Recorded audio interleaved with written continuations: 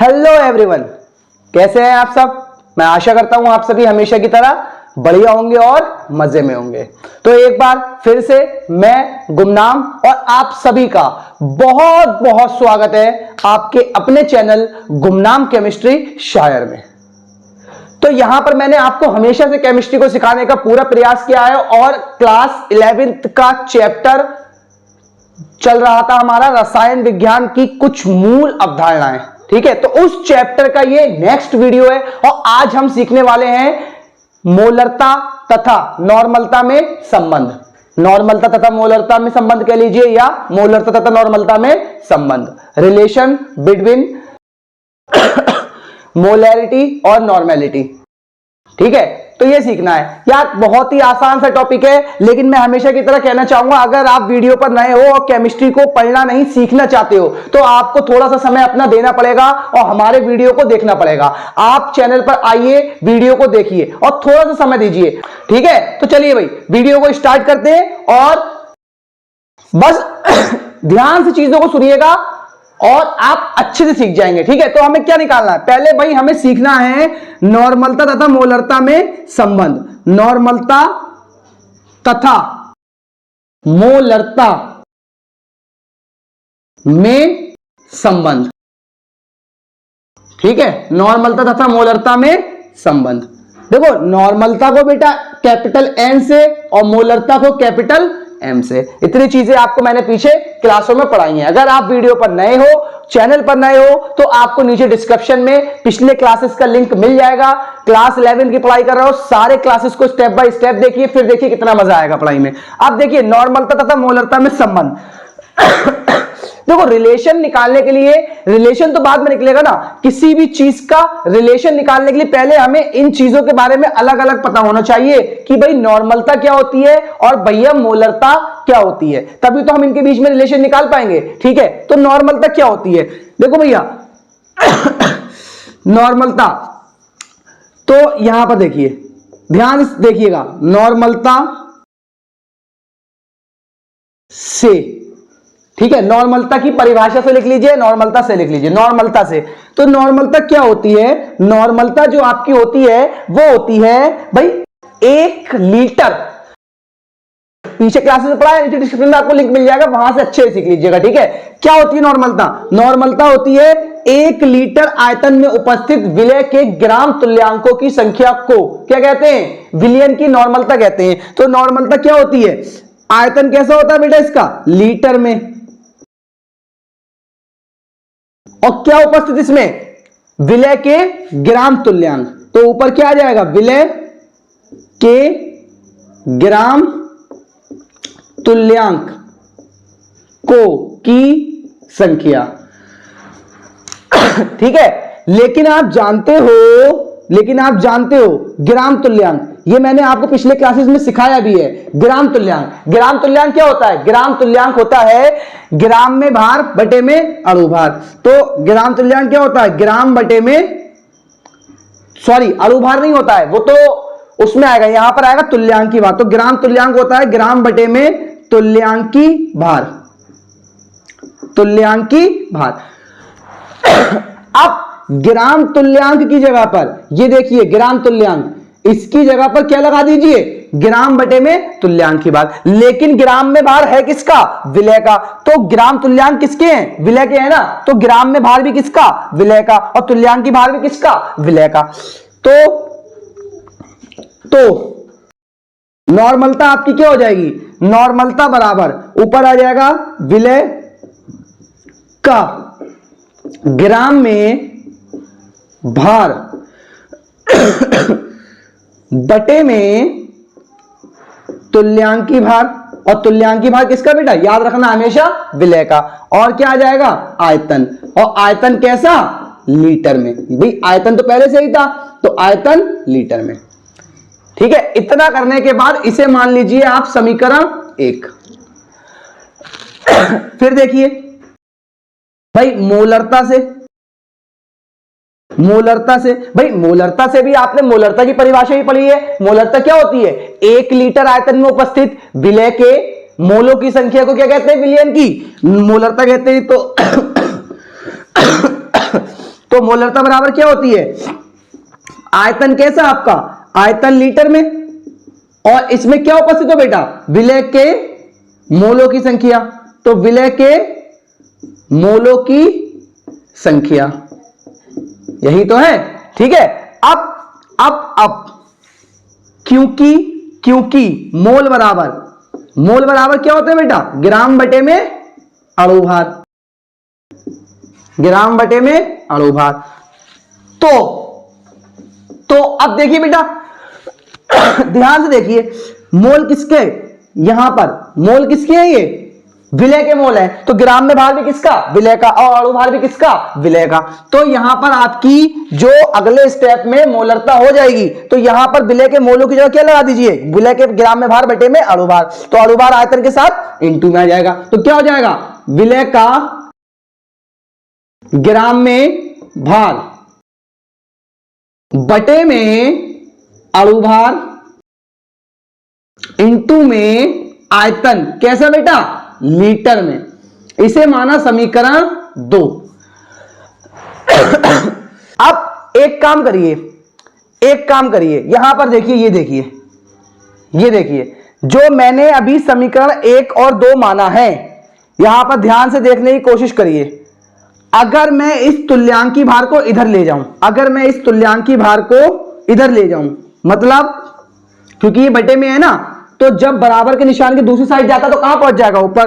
तो ये हो जाएगा आपका n गुणा तुल्यांकी भार बराबर इसके, यही तो हुआ।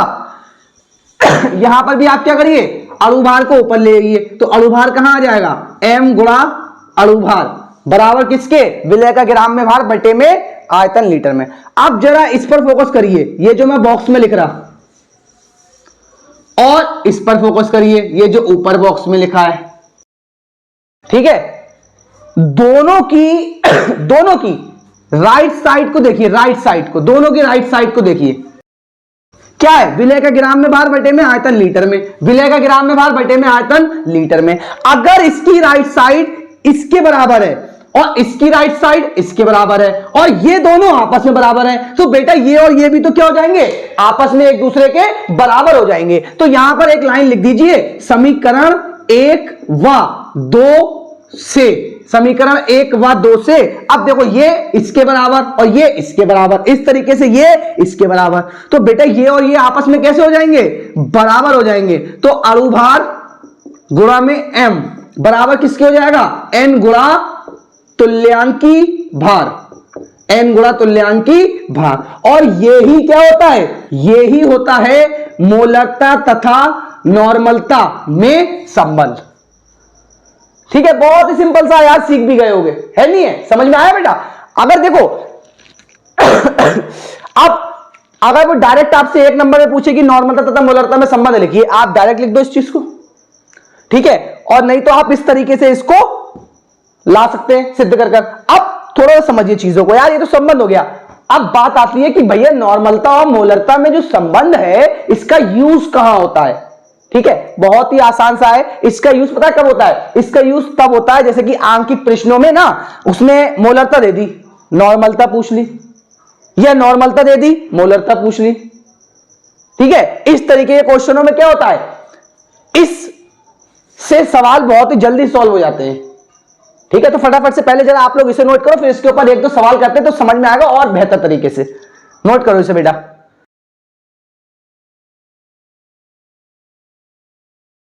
देखो बेटा, इस तरीके के क्वेश्चन आते हैं। क्या बोल रखा है, बोल रखा है 0.3m H2SO4 अम्ल की नॉर्मलता ज्ञात कीजिए। 0.3m H2SO4। ठीक है, अब देखो बेटा, सॉल्व करने के लिए हमें क्या दी गई है, m, मतलब मोलरता दे रखी है कितनी, 0.3। n हमसे पूछा गया है, नॉर्मलता ज्ञात करनी है। अब देखो, मैंने अभी बोला ना, जब एक चीज दी जाए दूसरी पूछी जाए, तो सूत्र हमेशा कौन सा लगाओगे आप, सूत्र हम लगाएंगे m गुणा अणु भार, अभी पीछे सिद्ध करवाया है, इजिकल टू n गुणा तुल्यांकी भार, यही तो लगाएंगे। तुल्यांकी भार भी मैंने पीछे पढ़ाया है, और नीचे डिस्क्रिप्शन में आपको लिंक मिल जाएगा। बार बार मैं एक ही चीज बोल रहा हूं, नीचे डिस्क्रिप्शन में लिंक मिल जाएगा, वहां से जाकर इन टॉपिक्स को सीख लीजिए, मन में कोई डाउट्स मत रखिएगा।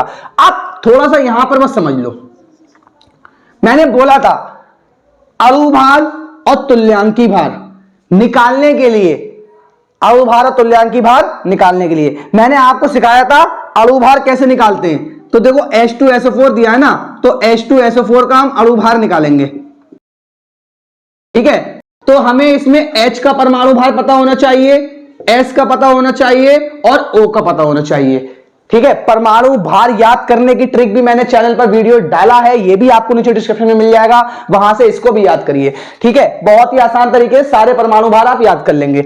अब देखो निकालेंगे कैसे भाई H2 कितने H है, 2, एक का 1 है तो 2 का 2, S का 32 प्लस O का 16 है, 4 O है तो 16 चौक 64, सबको जोड़ लीजिए 64 32 और 2 98। अब क्या करिए, इस सूत्र में जरा डायरेक्ट फिट करिए। तो मोलरता हमें कितनी दी गई है 0.3 इंटू अणुभार हमने कितना निकाला 98 बराबर नॉर्मलता हमें निकालनी है, गुणा का निशान लगाइए। तुल्यांकी भार, देखो तुल्यांकी भार क्या होता है, तुल्यांकी भार भी मैंने निकालना सिखाया। जब एसिड का तुल्यांकी भार निकालते हैं तो उसमें जितने H प्लस होते हैं उससे क्या करते हैं, उसके अणुभार को डिवाइड कर देते हैं। तो इसका अणुभार कितना है 98 बटे में कितने H दिख रहे हैं H2SO4 में 2, तो यहां कितना आ जाएगा 2। अभी आप कुछ मत करिए, देखो लेफ्ट से राइट की चीज को काट सकते हैं ना, तो 98 से 98 कैंसिल, इधर रह गया n/2, इधर आपका रह गया 0.3, इधर रह गया n/2, n निकालना है, 2 को बेटा इधर ले आइए, तो ये हो जाएगा 0.3 into 2 is equal to n, 3 दूनी 6, पॉइंट का पॉइंट बराबर n। ये आपका क्या हो गया बेटा, ये आपका आंसर हो गया। बहुत ही आसान है यार, बहुत ही आसान है। समझ में आया है तो वीडियो को लाइक ठोको और साथियों के साथ में फैला दो, शेयर कर दो, जिससे वो भी आकर चैनल पर केमिस्ट्री को सीख सके। बहुत हो गई रट्टे की कहानी, ठीक है। अब केमिस्ट्री को मन लगाकर सीखना है। फटाफट से इसे नोट करो, तो एक सवाल देते हैं, कर दिखाइएगा, ठीक है। थोड़ा सा समय लीजिएगा, वीडियो को पॉज कर दीजिएगा और वहां से सवाल को खुद करिएगा। जब खुद हो जाए उसके बाद आकर वीडियो पर देखिएगा क्या आपने सवाल सही करा है। तो फटाफट से इसे नोट करिए। देखिए बेटा 0.3N H3PO4 अम्ल की मोलरता ज्ञात कीजिए। अब नॉर्मलता दी गई है और हमसे मोलरता पूछी है, तो बेटा पहले जो दिया है उसे लिख लो। नॉर्मलता कितनी दी है 0.3 और पूछी क्या है, मोलरता पूछी है। बेटा सूत्र जानते हो आप, सूत्र तो वही लगेगा ना, n गुणा तुल्यांकी भार इज इक्वल टू m गुणा अणुभार, ठीक है। फिर से वही चीज भैया, हमें H3PO4 से क्या निकालना पड़ेगा, इसका अणुभार भी निकालना पड़ेगा और इसका तुल्यांकी भार भी निकालना पड़ेगा, ठीक है। जब H3PO4 का अणुभार निकालेंगे तो देखिए बेटा, आपको H का तो 1, P का 31 होता है, O का 16 होता है। ये चीजें आपको पता होनी चाहिए। 3 H है तो 3 का 3, P का 31, 4, 16 चौक 64, ठीक है। तो इनको जोड़ लीजिए तो आपका आ जाएगा 98। अब फटाफट से देखो, नॉर्मलता दी गई है तो नॉर्मलता कितनी दी है बेटा 0.3। तुल्यांकी भार कैसे निकालेंगे, अणुभार बटे में H प्लस, कितने H हैं 3 इज इक्वल टू M हमें निकालना है इंटू अणुभार कितना है बेटा 98, 98 से 98 कैंसिल, ठीक है। 3 एकम 3, तो m बराबर आपका कितना हो गया 0.1। ये आपका इसका आंसर हो गया। यार इससे ज्यादा भी आसान क्या चाहिए आपको, इससे ज्यादा आसान चीजें क्या होंगी और इससे ज्यादा आसान तरीका क्या होगा सीखने के लिए। फटाफट से नोट करो बेटा।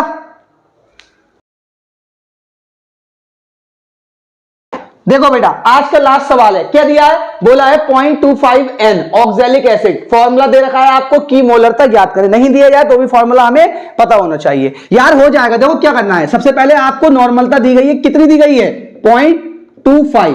पूछा क्या गया बेटा, मोलरता पूछी गई है।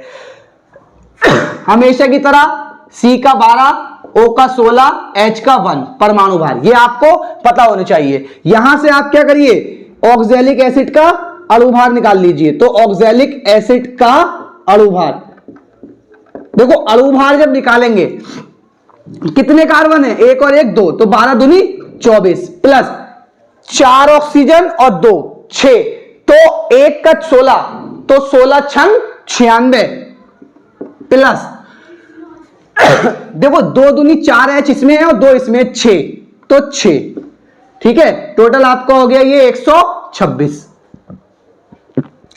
याद रखना जब ऑक्सैलिक एसिड का तुल्यांकी भार निकालेंगे आप, ठीक है, तो ये क्या निकालेंगे, अणुभार बटे में H प्लस आयनों की संख्या, यही तो फॉर्मूला था, पीछे पढ़ाया था।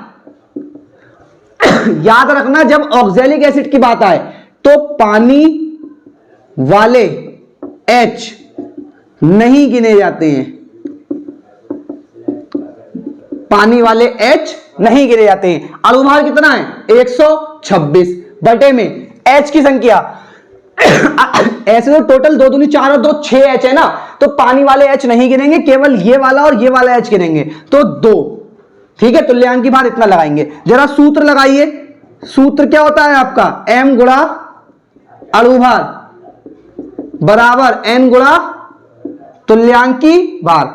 M आपको निकालना है, अणुभार आपने निकाला 126, N कितना दिया बेटा 0.25 गुणा तुल्यांकी भार 126 बटे में 2, 126 से 126 कैंसिल, 2 एकम 2, 2 दूनी 4, 2 पंजे 10, तो M बराबर आपका आया 0.125, ये इसका आंसर है, ठीक है। नोट कर लीजिए फटाफट। तो बेटा मैं उम्मीद करता हूं क्लास में जिसने वीडियो देखा है उनको समझ में आया होगा और उन्होंने सीखा भी होगा। इसी तरीके से मैं हमेशा से केमिस्ट्री को सिखाने का पूरा प्रयास करता हूं और कोशिश करता हूं कि हर बंदा जो हमारे चैनल पर आकर जुड़े वो केमिस्ट्री को पढ़े नहीं, ना ही रटे, कंप्लीटली सीख सके, ठीक है। तो इसी के साथ अगर चैनल पर नए थे और वीडियो अच्छा लगा है तो चैनल को सब्सक्राइब कर लीजिए और बेल आइकन को प्रेस कर लीजिए, जिससे कि आपको आगे अपलोड होने वाले वीडियो की जानकारी समय पर मिल सके। फिलहाल हमारे चैनल पर डेली शाम को 6 PM वीडियो अपलोड होती है, एक दिन क्लास 11th, एक दिन क्लास 12th। तो चैनल पर इसी तरीके से जुड़े रहिए और किसी भी कंपटीशन वगैरह की तैयारी कर रहे हैं तो अच्छे से करते रहिए। तो इसी के साथ मैं अलविदा लेता हूं, फिर मुलाकात होगी एक नई और धमाकेदार वीडियो के साथ।